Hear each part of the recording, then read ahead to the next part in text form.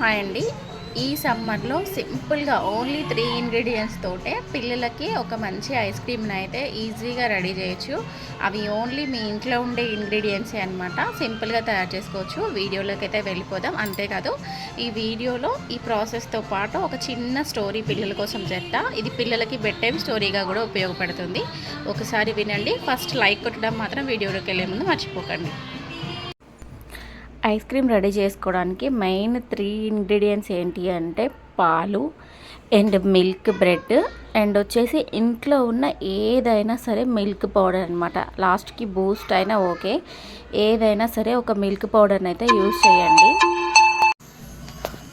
ఇది మా పిల్లల కోసం తెచ్చిన మిల్క్ పౌడర్. వాళ్ళు నార్మల్గా ఇంట్లో చేసిన పౌడర్ మిల్క్ వేస్తే తాగట్లేదు అని చెప్పేసి పెడియాష్యూర్ కాకుండా ఇంకేదైనా మారుద్దామని చెప్పేసి మారిస్తే అస్సలు తాగట్లేదు. పాలు వెనిలా ఫ్లేవర్ తోటి ఇంకా లాభం లేదని చెప్పేసి ఈ రకంగా ఐస్ క్రీమ్ చేయడానికి బాగుంటుందని చెప్పి వాడా. బట్ టేస్ట్ మాత్రం చాలా బాగుంది. మనకి ఐస్ క్రీమ్ కేక్ ఉంటుంది కదా, సేమ్ ఆ ఫ్లేవర్ వచ్చిందనమాట తింటుంటే. అండ్ మీరైతే ఇంకా చెప్పా కదా, ఓన్లీ మిల్క్ పౌడరు, బ్రెడ్, ఈ 3 ఇంగ్రీడియంట్స్ తోటి చేసేస్తా. స్వీట్నెస్ ఎక్కువ కావాలనుకునే వాళ్ళు షుగర్ ఇంకొంచెం ఎక్కువ యాడ్ చేసుకోండి దీంట్లో, ఓకేనా. సో ఇప్పుడైతే మంచి సమ్మర్ స్టోరీ ఒకటైతే బెడ్ టైమ్ స్టోరీ చెప్పేస్తా. ఇది చాకచక్యానికి రిలేటెడ్ మోరల్ ఉండే ఒక స్టోరీ అనమాట. అదేంటంటే ఒకరోజు ప్రతిరోజు పార్క్కి ఒక ముసలాయన వెళ్ళి కూర్చుంటూ ఉంటాడంట.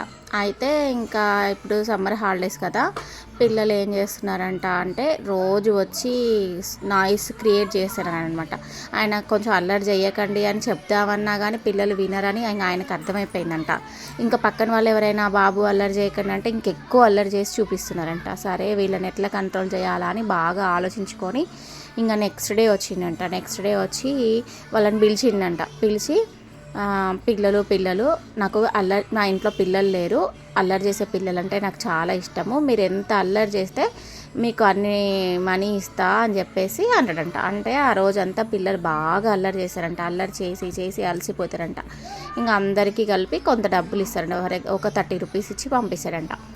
పంపించిన తర్వాతకి మళ్ళీ నెక్స్ట్ డే మళ్ళీ వస్తారంట. మళ్ళీ వచ్చి డబ్బుల కోసం ఏం చేస్తారంట, మళ్ళీ తాతయ్య మేము అల్లరి చేస్తామంటే, సరే కానీ ఈరోజు నా దగ్గర అన్ని డబ్బులు లేవు, 15 రూపాయలు అయితే ఇస్తా, అడ్జస్ట్ చేసుకొని అల్లరి చేయండి మరి అని చెప్పేసి 15 రూపీస్ ఇస్తారంట. వాళ్ళు కొంచెం డల్ ఫేస్ పెట్టి 15 రూపీసే ఇచ్చిందని చెప్పేసి మళ్ళీ ఇంకా అల్లరి చేసేస్తారంట. ఆ రోజు కూడా మళ్ళీ నెక్స్ట్ డే వస్తారంట. మళ్ళీ వచ్చి తాతయ్య ఈ రోజైనా 30 ఇస్తావా అంటే, అసలు నాకు వచ్చే పెన్షన్ డబ్బులు కూడా రావట్లేదు, సరే ఒక పని చేద్దాము, ఈరోజు 6 రూపాయలు ఇస్తా, నా దగ్గర ఉన్నవి 6 రూపీసే ఉన్నాయి, సరే చెయ్యండి అని చెప్పేసి అల్లరి చేయమంటాడంట. ఇక వాళ్ళకి బాగా కోపము, నీరసం అన్నీ వచ్చినాయంట. ఆ తర్వాతకి సరే ఆ రోజు కూడా గడిచిపోద్దంట. ఆ నెక్స్ట్ డే మళ్ళీ వస్తారంట. మళ్ళీ వస్తే, నేను మీకు ప్రియమైన తాతయ్యని కదా, నా కోసం ఫ్రీగా అల్లరి చేసి పెట్టండి, నాకు అల్లరి చేసే పిల్లలంటే చాలా ఇష్టం అంటే, నువ్వు 30 రూపీస్ ఇస్తామంటే సరేలే అని చేసినావు, నువ్వు డబ్బులు ఇవ్వకుండా మమ్మల్ని అల్లరి చేయమంటున్నావు అంటే, అసలు మేము చెయ్యము, మేము అల్లరి చెయ్యమని చెప్పేసి ఇంకా వాళ్ళు ఆ రోజు నుంచి సైలెంట్గా ఆయన కనపడగానే సైలెంట్గా పక్కకి వెళ్ళిపోతున్నారంట. అమ్మయ్య అని తాతయ్య ఊపిరి పీల్చుకున్నాడంట.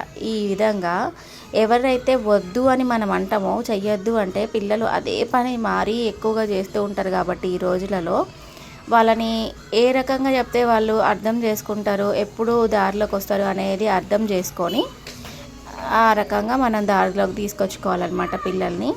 అంతేగాని ప్రతిసారి కోపడంతో లేదా కొట్టడంతో పిల్లల్ని అయితే దారిలోకి అయితే అస్సలు తీసుకురాలేము. అందులో ఈ కాలం పిల్లలు మరీ షార్ప్ అనమాట. మనం ఏదైతే చేయొద్దు అని చెప్తామో ఆ 10ని 1000 రెట్లు ఎక్కువగా చేసి చూపిస్తారు మనకి. ఇంకా బతిలాడుకొని ప్రేమగా బుజ్జగిస్తూ ఇంకా వాళ్ళతో మార్పు తీసుకొచ్చుకోవడమే కానీ ఇంకా చేసే పని అయితే ఏం లేదు. అండ్ ఇంకొక విషయం ఏంటంటే, మన కంట్రీలో మాత్రమే పిల్లల్ని కొట్టే ఛాన్స్ అయితే ఉంది, కానీ అదర్ కంట్రీలో పిల్లలనైతే అసలు కనీసం గట్టిగా అరవడం కూడా చాలా పెద్ద మిస్టేక్ అనమాట. సో ఇప్పుడు మనం కూడా ఇంకా చిన్నగా దేశ అభివృద్ధిలో పాటు మనం కూడా అన్ని రకాలుగా మార్పులు తెచ్చుకుంటున్నాం. కాబట్టి పిల్లల విషయంలో కూడా నొప్పించకుండా ఒప్పించడమే మంచిది. సో నేను కొంచెం లుక్ వైజ్ బాగుంటుందని బ్రెడ్ అట్లా రౌండ్గా కట్ చేసి పెట్టుకున్నా. మీకు నచ్చినట్టుగా మీరు షేప్స్ కట్ చేసుకోండి. ఈ రకంగా ఐస్ క్రీమ్ అయితే complete.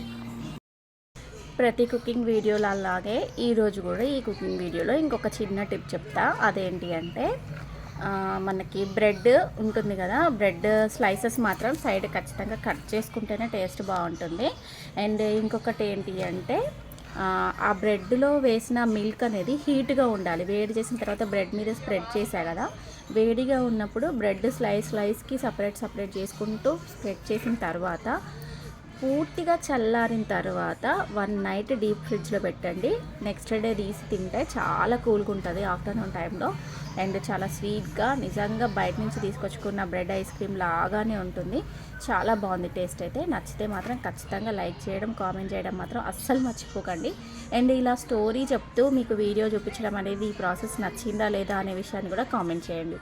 Thank you for watching Magava YouTube channel. And ఇలాంటి మంచి ఇన్ఫర్మేటివ్, గుడ్ అండ్ కుకింగ్ అన్ని రకాల వీడియోస్ కోసం అయితే చూస్తూనే ఉండండి Magava YouTube channel. Thank you for watching.